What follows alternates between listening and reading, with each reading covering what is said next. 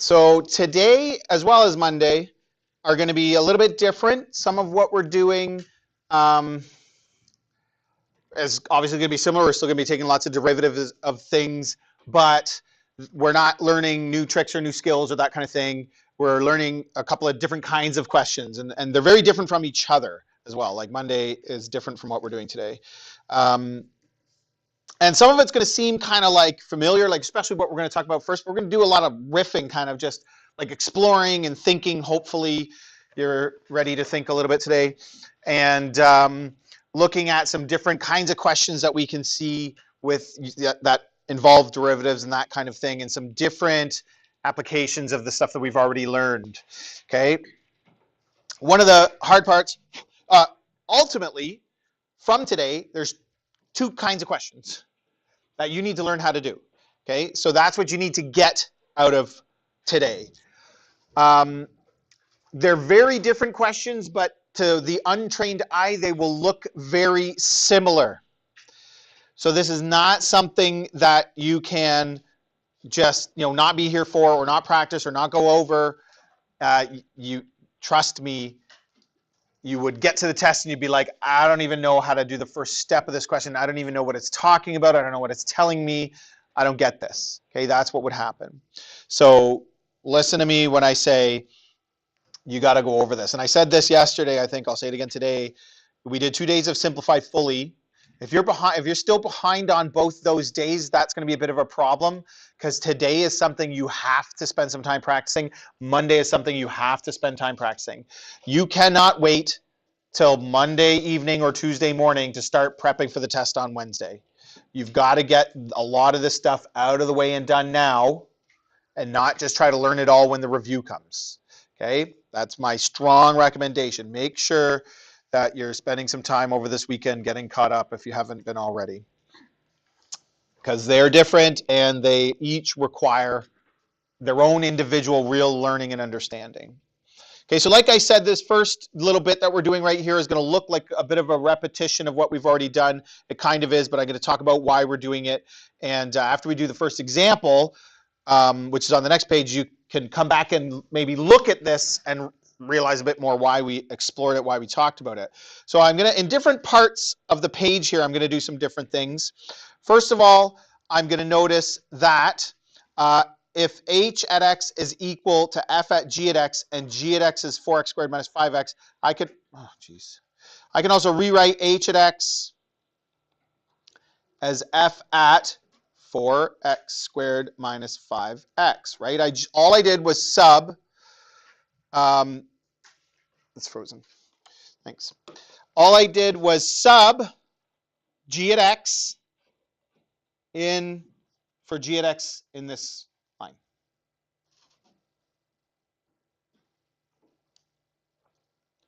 Which also means if f at x is just x cubed, again, all this is doing is using function notation. I can say that h at x is 4x squared minus 5x cubed. So because I know f and because I know g, I can come up with h. That's not new. It's function notation, that's all. It's going to be useful to have that written down, though. And useful, I guess, to notice that we're given f and g, so we can do this. I'm going to go back to h at x equals f at g at x. And I'm just going to write down this. I could also write this using function notation. So in this case, I replaced g at x. If I didn't, then this would be g at x all cubed. Before I move on just off to the side, sort of like rough, I'm going to come up with the derivative of each of these individually. So f at x is x cubed, so f prime is 3x squared.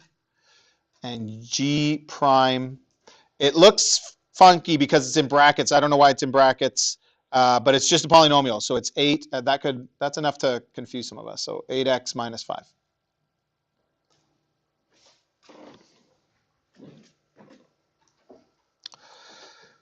So now, whoops.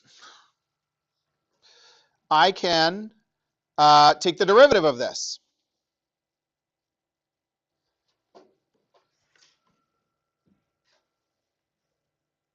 The 3 comes down front.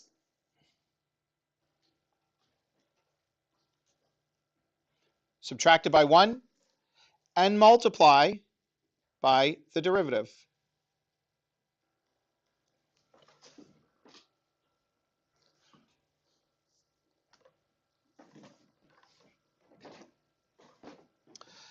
And now I know what g at x is, and I know what g prime is, so I could sub them back in if I wanted to.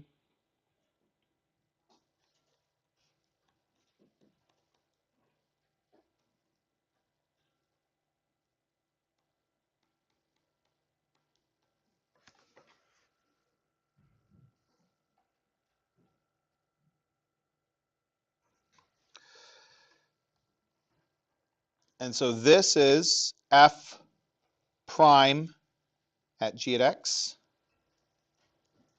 and this is g prime at x, right?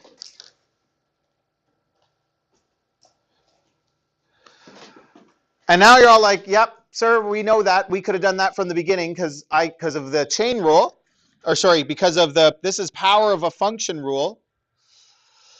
I could have just taken the derivative of this. 3 down in front, subtract it by 1, times, but leave the inside the same, and then multiply by the derivative of that. Like, we already know how to do that. It's called power of a function rule. So why did we talk about all of this? Well, it's also interesting to explore that I can do some of this stuff just in function notation. I don't have to come up with that and then take its derivative with power of a function rule. It's also interesting to note that power of a function rule is actually just a single application of the chain rule.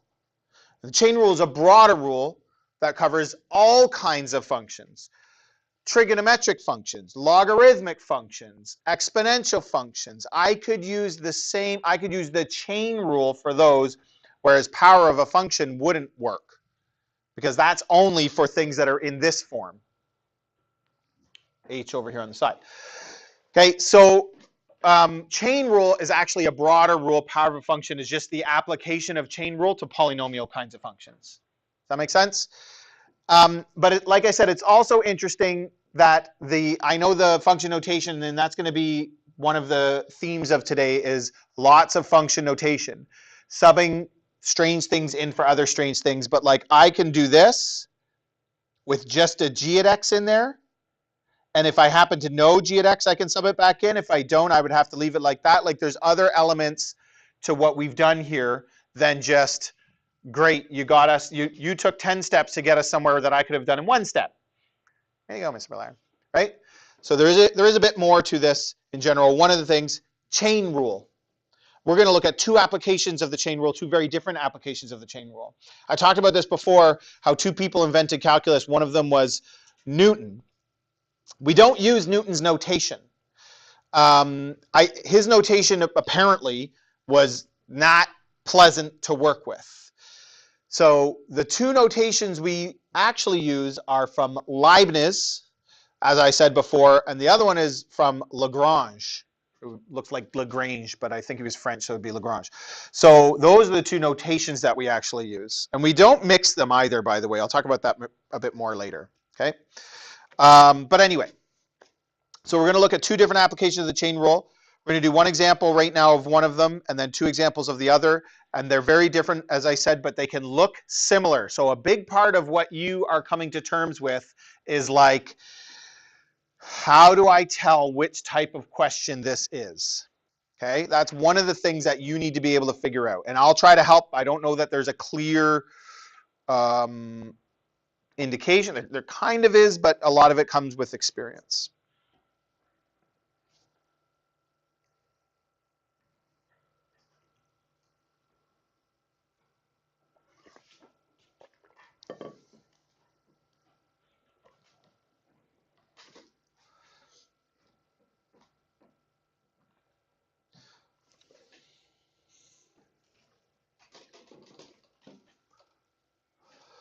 Anything interesting about this? We're given h in terms of f and g.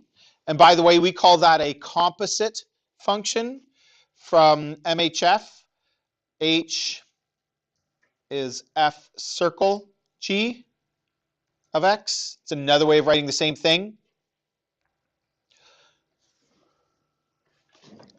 So we hopefully know what that means. So we're given H in terms of F and G, and we're given F, but we're not given G. We have no idea what G is. So we can't write out a single expression representation of the function H because we don't know what G is. That's one of the key indicators that it's going to be this type of question compared to the other type. Okay? Often that happens. What else are we given though? We're given some values related to G. We're given G at 4 and G prime at 4. Why? I don't know. You'll find out momentarily. But we're given these values. But we're not given G specifically. And we're supposed to find H prime at 4. How are we going to do that? We don't even know what G is. Well, it turns out we're going to be able to. I'm going to start with H at X. Some of these is also how are you going to organize your solution. The next one's even a little bit trickier, but how are you going to organize your solution so that it's I can follow it, or anybody can follow it.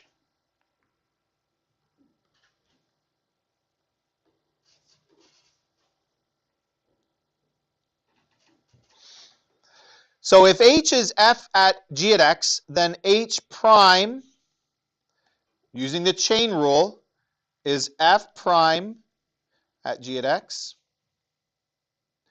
times G prime. This is Lagrange's notation when we use the apostrophe for prime. Nothing all that interesting so far. So H prime at 4, how would I use function notation?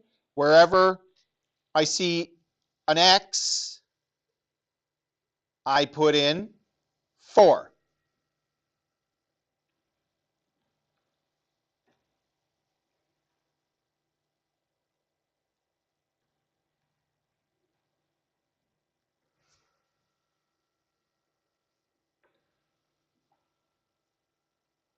Aha!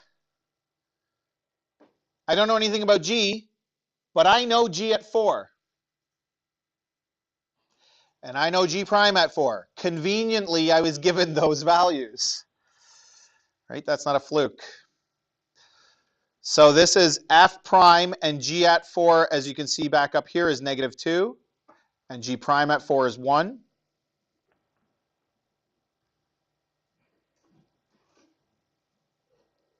So I can sub those values in.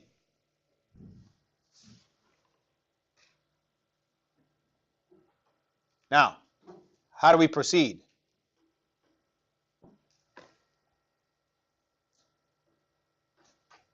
Yep, Maria.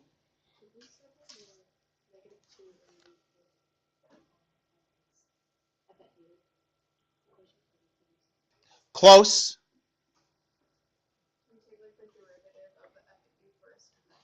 So this is F prime, and we're given F, but we can, of course, find the derivative of that, then sub -2 in, find that value, resub back, and solve.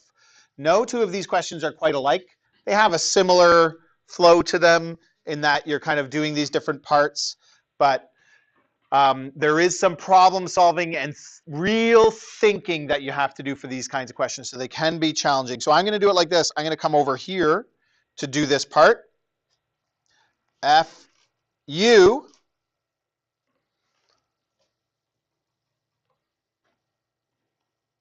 equals u squared over u minus 3.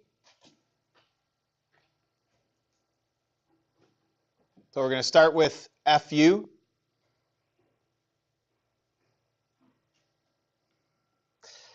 Then we can take the derivative. Derivative of the top times the bottom minus the derivative of the bottom, which is just u times the top over the bottom squared. It's kind of up to you at this point if you want to simplify or not, because you can sub in at this point, but I am going to simplify. It's good practice. So this is 2u squared minus 6u minus u squared, which is u squared minus 6u over u minus 3 squared. Now I can find f prime at negative 2. That's what I needed.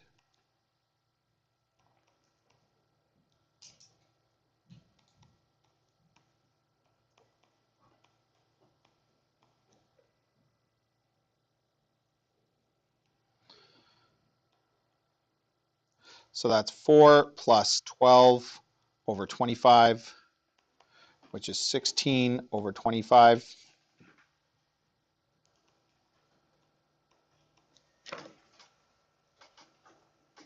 And I take that one back over here.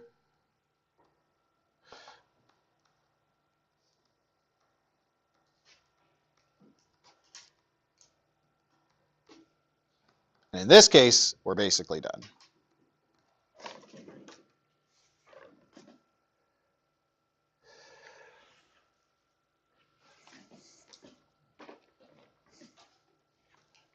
Maybe it looks simple, I don't know. It's not. It's confusing because it's just not obvious, I don't think, what you're given and how you're going to use it. You got to know how to get started.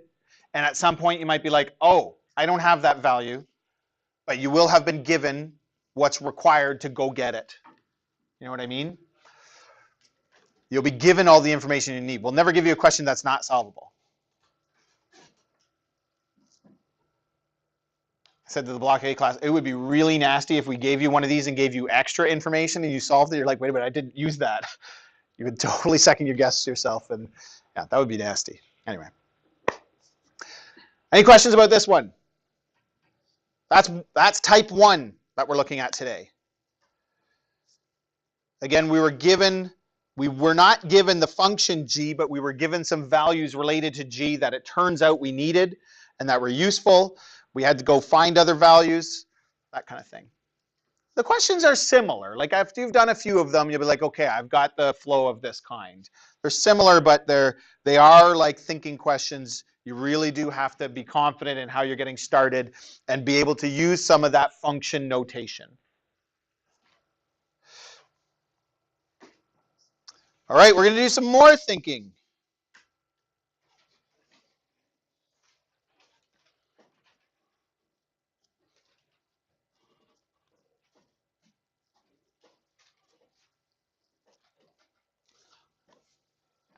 We're going to use the other kind of notation for this one. So this is not a trick question. What's the derivative of y equals x squared? Who can do that for me? 2x. So I'm going to say dy by dx equals 2x. Very good.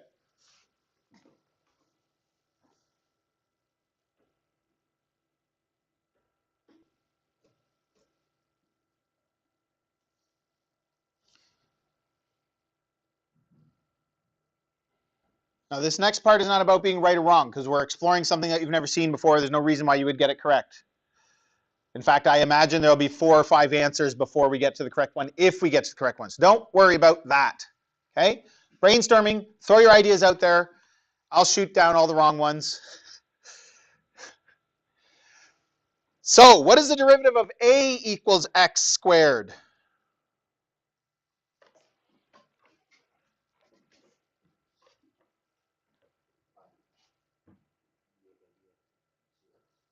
Did you say dA by dx equals 2x? Good, that's right.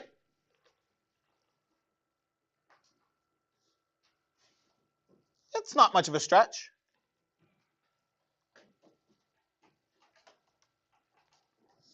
But for some people, you're just focused on the x part and never really thought about the other part. So yeah, it doesn't have to be y. Okay? Now listen carefully. What's the derivative of y equals a plus b plus c plus d plus x, where a, b, c, and d are all variables, not constants?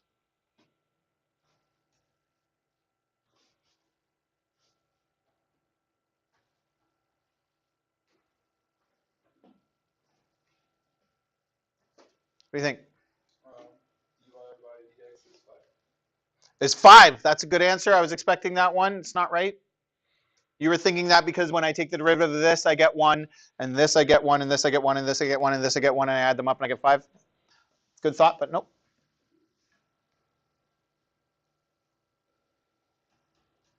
Anybody else?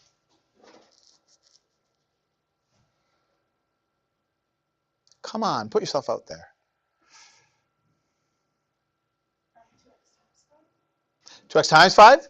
Another good answer, no?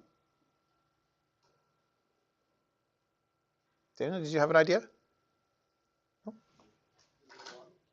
It's not 1. If those were constants, then it would be.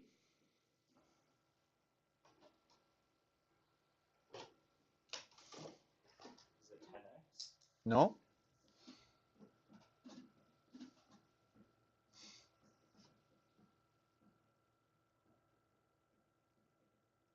How many times do you think like Leibniz was wrong before he found out what was right? Or Newton? Like, my gosh. And they didn't have anybody to tell them when they were right and wrong. They had to figure it out for themselves. It's hard. So if this is dy by dx, start with that. What else could we do? What would be next?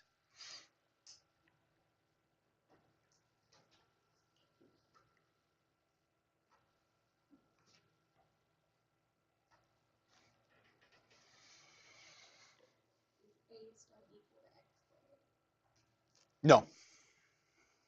Is that what some people were thinking? I see.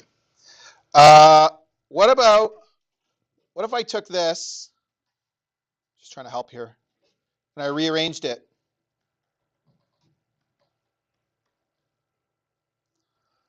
What would be the derivative? Negative a.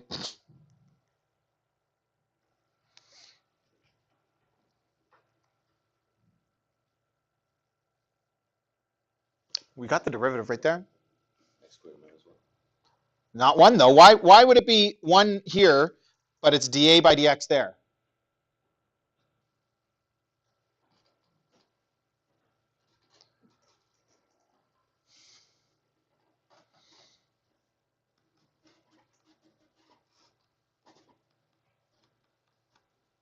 No? Can't you rearrange any formula you want? We can write formulas in terms of y. Or I can bring the y over and write it equal to 0.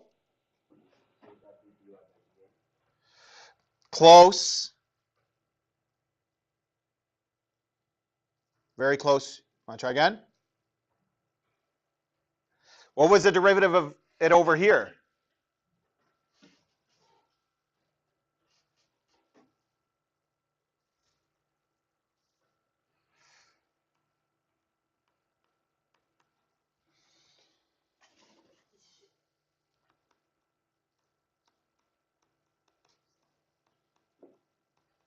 Now this is a weird one. It doesn't really make any sense. dd by dx. What? Probably avoid the use of d when we're doing this kind of stuff. Plus dx by dx.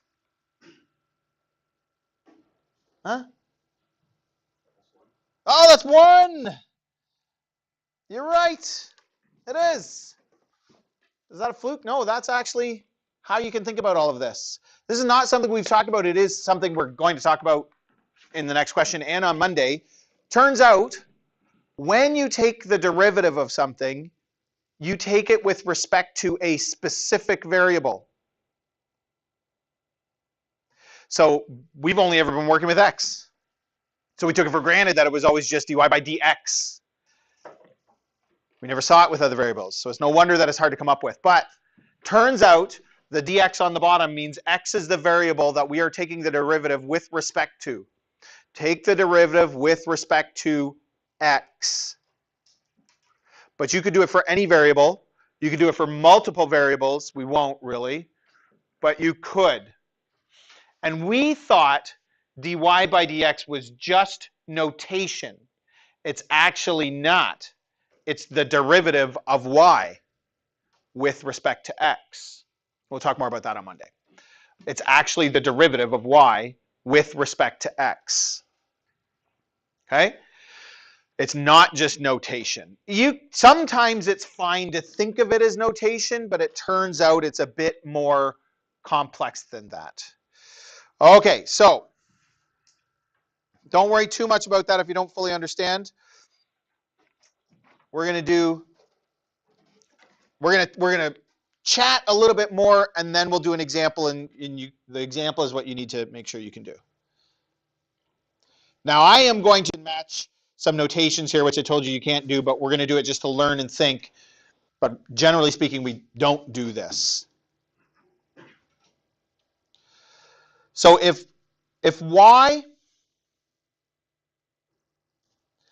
is equal to fu,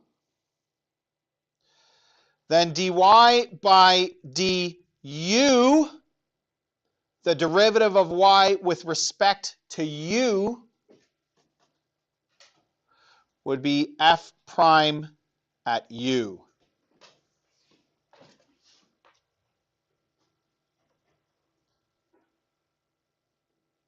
Do you agree with that? Y is equal to fu. The derivative of y with respect to u, dy by du, is just going to be f prime of u. And if I could take, and u is g at x, so I could take that and sub it in if I wanted to, which I think we're going to want later. Don't ask why we're doing that. Like, it'll be a bit more clear hopefully later, but we're just doing some stuff right now. And again, if u is g at x, then if I take the derivative of u, I'm going to take it with respect to x because that's the input variable in this case, and that's going to be g prime at x.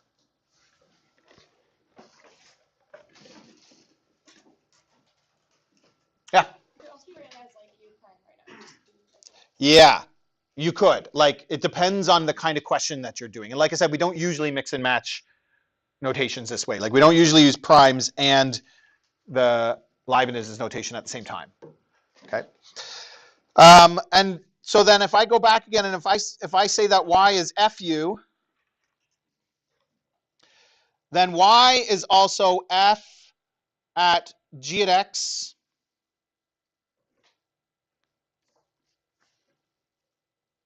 And this is where the chain rule comes in. Y prime will be f prime at g at x, times g prime.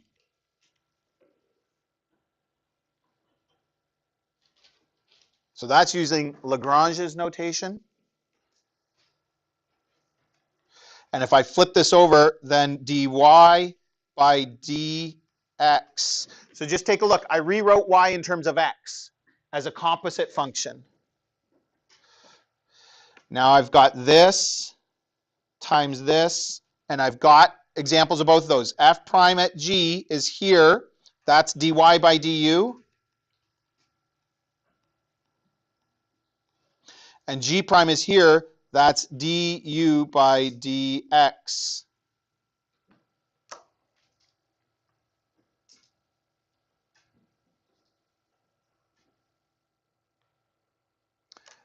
We think of this as just a notation. We don't think of them as things. But if these are fractions, doesn't that make sense? Du and du cancel, and I get dy over dx if I'm actually doing the fraction math, which is a thing. This is a thing we can actually do. What does dy, du, dx actually stand for? You don't really need to know this, but if you ever did this further, it's something you might talk about. For Leibniz, he thought dx was an infinitesimal change in x. So small that you're talking about a decimal means infinitely small, which is basically equivalent to nothing. And if you're here and you basically don't change, you're still here, so that's like a tangent. So he's talking about the change in y over the change in x at a tangent, at basically no change. Like, that kind of makes sense to us, right? And sometimes we just think of it as a notation. We don't really think of it as anything, but it has other ways of thinking about it. And to Leibniz, this was the infinitesimal change in x. So these are numbers, sort of. So I can cancel these, and I get dy by dx. And that's what we're going to use. Now, if you're kind of still scratching your head, that's okay. You don't really need to follow all of that to be able to do these questions. I think the next examples we're looking at are easier than the first ones. You may be thoroughly confused at this point, but don't worry. Keep with it. It's not that bad. Requires practice, but it's not that bad. Any questions about this? You follow that kind of, right? Like that's reasonable. Ultimately, this step right here is what we were working towards, is that I can rewrite dy by dx like this. That's what we're going to want to take advantage of, and we're going to do it right here. So notice that this question is different from the first one as you're writing it down, and that it's giving me all the functions I need. And it only said at x equals 4. Now, other questions might give you more than that, but we're not missing any functions. And the first question was a little bit like this, but it was different. The functions are given in terms of different variables. So we're going to have a multitude of variables here. First question kind of had that too. Everybody ready to go? So here's what we need to come up with. If I have y in terms of u, I can come up with dy by du. And it's pretty easy. It's 2u squared minus 2. 3u squared, sorry. 3u squared minus 2.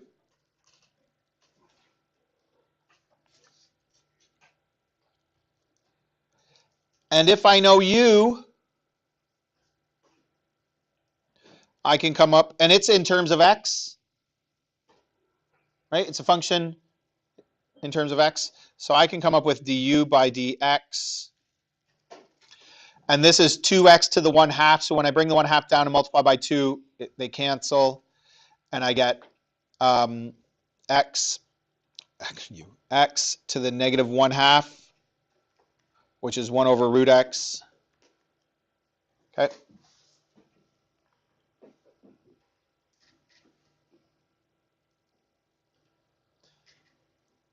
So this is how we take derivatives of things with respect to other variables. Just be mindful of what variable it is in terms of dy by du, du by dx. But now we've already determined that dy by dx, which is what we're trying to find, is equal to dy by du, which we know, times du by dx, which we know.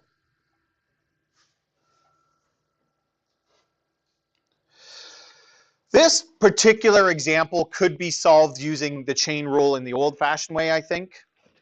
Wouldn't be that hard. But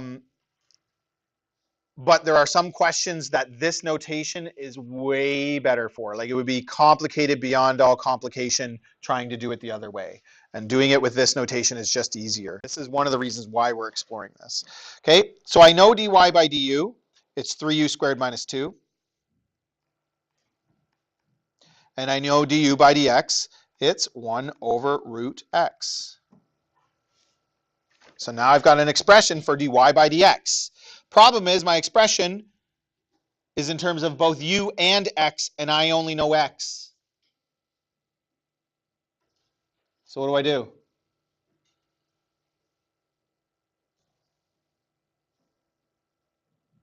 Can you sub in like the value you get for u from the top? What do you mean? Like u equals 2 times the square root of x. Can you sub that in? Yes, you could. What else could you do? And that would be fine to do. That wouldn't be wrong. But there's maybe a little bit of an easier way to do it, than a standard way of doing it. I can sub x into that and find u. It would be the same doing it one way first then the other, or like you're saying. But if x is 4, then u is 2 times the square root of 4, which is 2 times 2, which in this case turns out to be 4 as well, but that's a coincidence.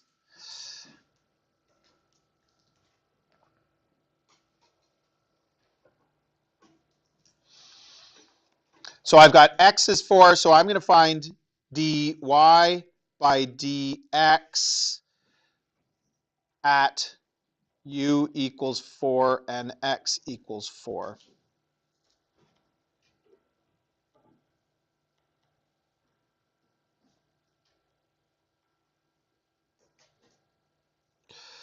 And this works out to 3 times 4 squared, which is 48, minus 2, which is 46, over square root of 4, which is 2, which is 23.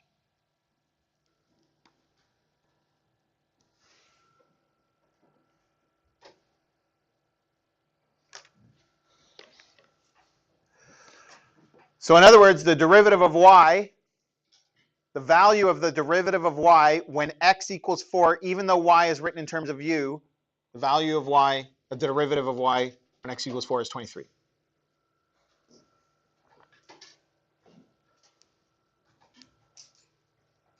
Any questions? We're going to do one more.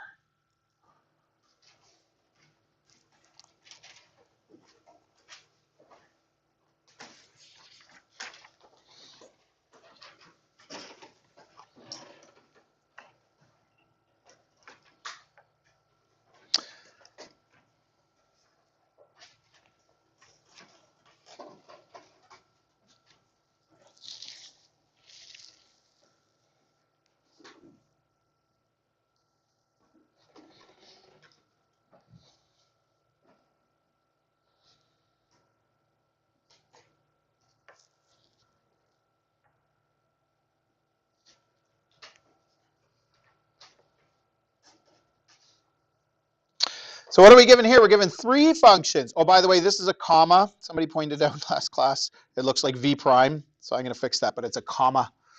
Okay, not v prime. So what do I have here? I have 3 functions. And normally, and I'm asked to find dy by dx. So often with these questions, I'm actually going to start like this.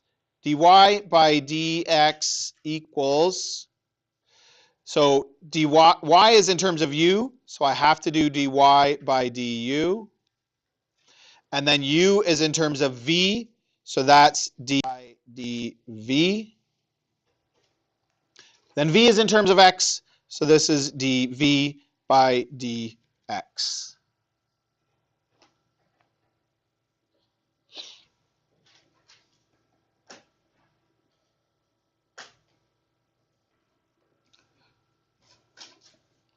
And it's going to save you a bit of time if you do the derivatives in place, right? So I'll do dy, like I don't have to do them off to the side and then put them in. I can just do it right here. So the derivative of y with respect to u is 6 u squared minus 8u. I have a bad habit of writing x's when, even if I say the word u, I'll write an x. So be careful of that, right? If you're like me, where you get so used to working with x's that you're just writing x's automatically. What's the derivative of u with respect to v? So this is v to the negative 1. Do you agree with that? So it's going to be negative 1 times 5, which is negative 5. And then I subtract 1 from the exponent. So it'll be v to the negative 2, which is a denominator of v squared. If you don't like that, do it in 2 steps. That's fine.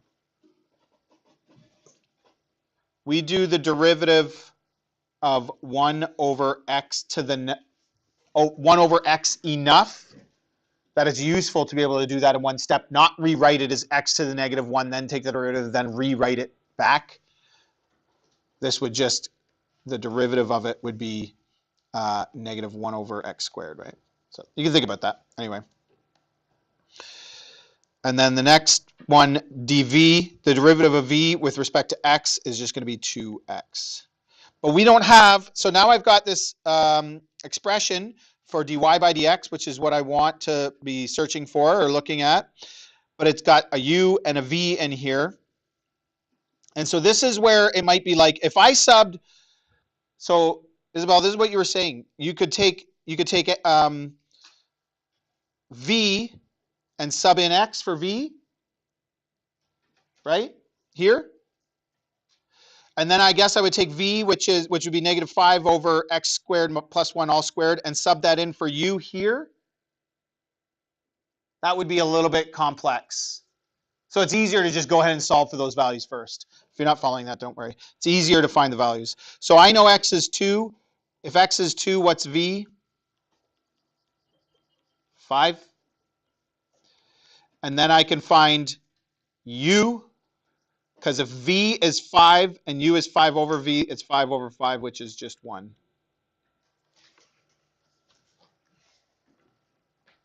So I've got x's, so I'm going to find dy by dx at x equals 2, v equals 5, and u equals 1.